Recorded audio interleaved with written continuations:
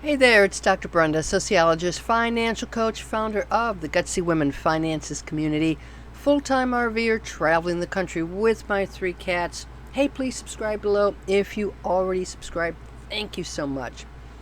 So this is part 3 of my part 3 series. These are tips for new RVers. This was prompted by a good friend of mine who bought a Class C motorhome and had a bunch of questions. I said, hey, compile your questions, send them here. I'll do a video for you. Part 1 talks about maintenance and logistics. Part 2 talks about RV lifestyle. And we're on part 3 for all you cat lovers. This is tips for traveling with cats. This is my crew. I've got Dolly, Coco, and Izzy. I started out with Dolly, Coco, and Ginger last year. Right before November, I lost Ginger. She died. Right before Christmas, I brought Izzy on board, Isabella, and she's doing great. So this is the current crew. Now, a note that this document does contain my Amazon affiliate links. I am going to download this document and give you a link in the description. So all of the links, when you look at that PDF, you should be able to access it and click on it and get everything that you need. So you shouldn't have to take a bunch of notes. I'm going to throw a lot of information your way. Let's go ahead and get started. So my friend asked me if I had tips on how to travel with cats. Oh, do I have tips? I've got a ton of tips. So let's go into some of the biggies. So this is, again, I've got a Class B plus, Class C motorhome. And litter box. Where does the litter box go? It depends on your camper, your RV, your motorhome, your rig. So my litter box goes in the shower. I have a shower compartment that is separate from my bathroom, from my toilet and sink. So it's a perfect size for a litter box. I use the Litter Genie. I love the Litter Genie. I've got 3 cats. And I only have to dispose of their waste about once a week, and there's no smell. So that Litter Genie is a genie, so I really recommend that if you've got the space for it. People are very innovative. Cat lovers are very innovative on hiding that litter box. So some people, for instance, have a basement compartment. They'll put the litter box in that basement compartment and craft a tunnel or a way for the cats to go from the coach of the RV down into the basement so they can use that litter box. And I've seen people do that. I've seen people cut out a little tunnel underneath their seating for their dinette and hide a litter box in there. People have gotten very, very creative with their litter boxes.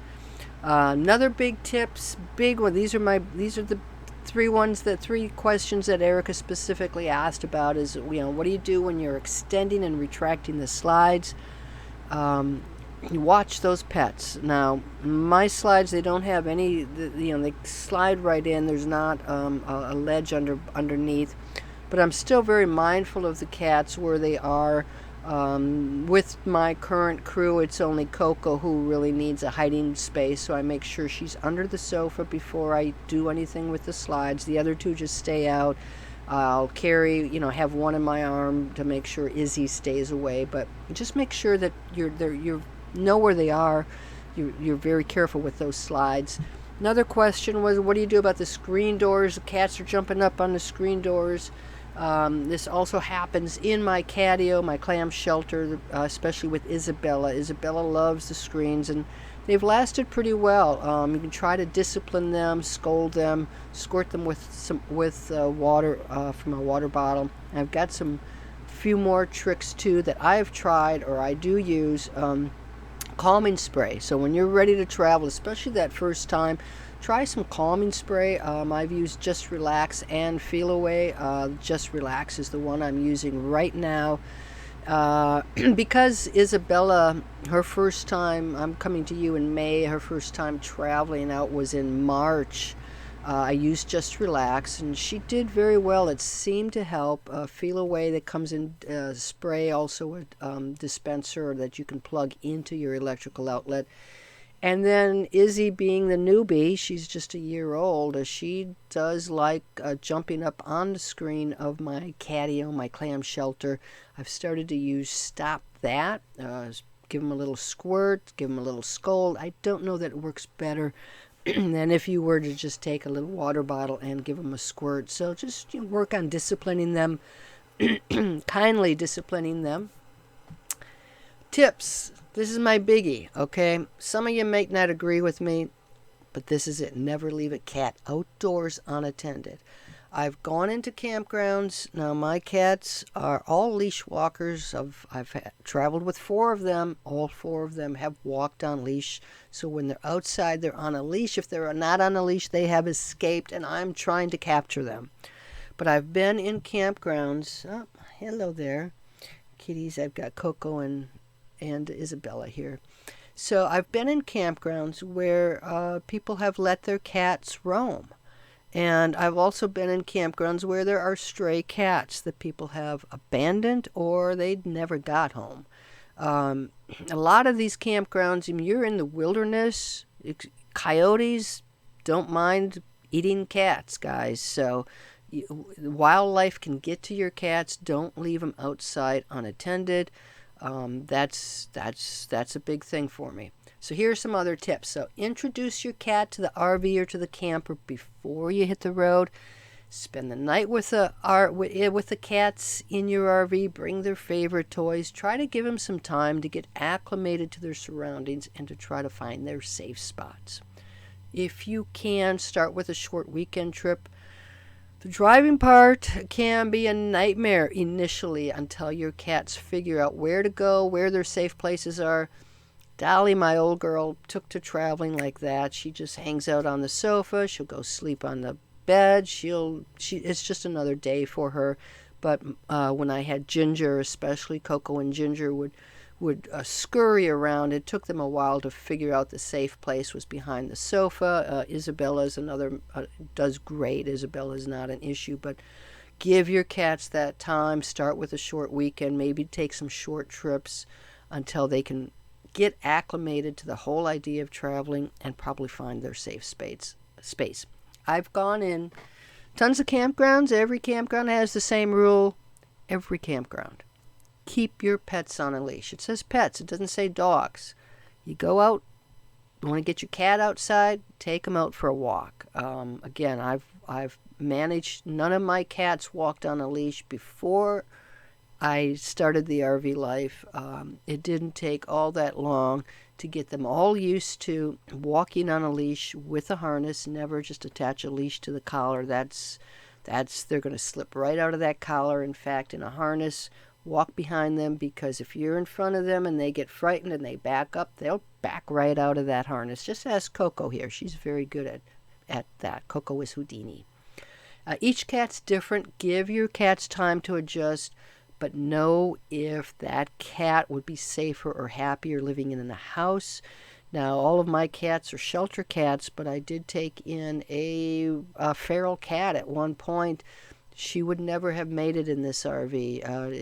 It just would have been too much for her. I would have rehomed her. So if that's the situation, just do what is best for your cat. Make them happy, healthy, safe. All right, now, one of the reasons I picked a motorhome is because I'm in here, the cats are in here. The cats hate being in their cat carrier, and the only way that if I had had a separate camper towed behind a truck, they would have been stuck in that carrier likely, they have to be in the cab. You cannot leave cats in a camper that you're towing behind a vehicle. That is just not safe for them. They're bouncing around. It is not safe. Temperatures are not stabilized. Don't do it. So that's the caveat on how cats can travel, depending on whether you got a Class A, a Class B, a van, or a separate camper or trailer. Now, cats are going to find a way to hide in any place they can. So you're new to the RV. The cats are new to the RV. You can lose a cat in your RV. I've spent an hour looking for a cat who curled under a dark place under the sofa or under the seat. I mean, if there's a dark place for them to hide, they will find it. So don't be surprised if you temporarily lose your cat. I've gone outside thinking maybe they've escaped from the RV, and there must be a place that they found that gets them outside. No, and it was always Houdini, Coco, yeah, who was doing that. Again, be careful of those slides. They can try to go under the slides, on top of the slides, especially while you're traveling. Big tip, get some emergency medicine from the vet before you head out, especially some type of an ointment, maybe something for their eyes, just some basic things that if they do have an issue, you've got something on hand. Make sure you've got plenty of flea and tick medicine. They're going to need that. One of the best things I've done, especially Ginger fought anemia for 8 or 9 months before she passed, and I began to keep her records on a Google Drive, and I traveled around the country and went to so many different vets, and they all wanted her records, and I was able to keep that on a Google Drive. I had one vet in San Diego monitoring her throughout, so anytime I had a new blood result, new report, I could add it to that Google Drive, tag the vet, and she would look at it and give me some advice. It was so critical to have those records on that Google Drive. So take care of that, scan it, take photos, try to get copies emailed to you, whatever you need to do. Another big lesson I learned is make pet appointments well in advance. I had a lot of problems on the West Coast with vets not taking new patients, or it could be a month before I could get a cat in.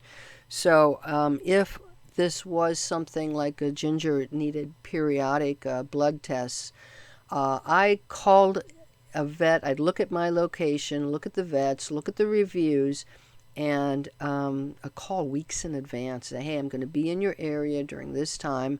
Is it possible to bring my cat in? Sometimes they actually drew the blood and did not have the time to analyze it, review it. So I got the report, and my vet in San Diego would check it out and give me a report based on that. So do what you have to do, but if you can plan in advance, do. And also, pay attention to where the emergency vets are. You're going to find them in big cities, but you get into some of these rural areas, you're not going to have anybody able to help you on the weekends or if there's an emergency. So just be prepared for that. Whew, that's a lot of information. What are the complications of traveling with cats, especially boondocking? I'm going to focus on boondocking, okay? Boondocking, the best boondocking is out west. You have large swaths of U.S. national forest land where you can boondock. It's not so easy boondocking on the east where everything is private property and it's hard to find any places. But boondockers usually love being out in the wilderness. Well, cats usually love being out in the wilderness. I mean, the big danger is you get the cats off leash. Cats roaming. You've got mostly coyotes almost everywhere in the U.S. these days. You've got the cats become prey to those larger animals, and don't forget, the cats are also preying on other native animals, the bird life especially. So, not a good deal for the cats. Temperatures is the big one. The temperatures can be extreme in your RV. You might need to run the generator. You're going to need the generator to provide AC if you need the AC. And again, my motorhome, your Class A's, all have internal big powerful generators that will typically keep an AC running. But if you're in a camper, you got to pull behind, and you've got just a portable generator that's typically not enough to run an AC. So make sure that you know what your power capacity is. Temperatures can be extreme, too hot, too cold. That is the biggest danger of boondocking.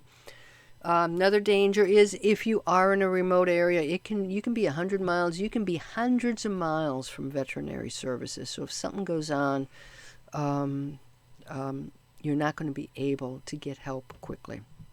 All right, so yeah, I love traveling with my cats. Over the years, I've got a couple of products here. So one of these is I have designed this. I hope you've seen it. It's this really, really cool catio system. So this allows my cats to go in and out from an RV window into the clam shelter. So I built a secure tunnel with a ramp system.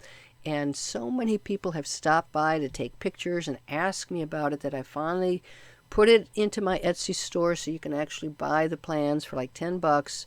Go to my Dream Bigs print store. You can get connected through that through drbrendamoneycoach.com/shop. And again, I'm going to get you, just look in the description, and this PDF will have these links in there so you can just click on it rather than writing this all down. The other thing that I am offering you is a free guide. So I put together this guide, RVers Guide to Traveling with Happy Cats. So you can download that for free. To get to that link again, just go to my shop on my website and you'll be able to download that. Hey, I hope this helped you. If you're out there for the first time traveling with cats, be patient. Be patient with yourself. Be patient with them. It's going to take them time to get adjusted, just like it's taking you time to get adjusted. Most cats can have a full, fabulous, exciting life on the road. Keep them safe, keep them healthy, keep them happy, and the great companions. All right, that's it for today. Don't forget to subscribe below, and if you have any questions, ask them in the comments. I'll try to address them as best as I can. Hope to see you in a campground someday. Take care. Take care of those cats. Bye-bye.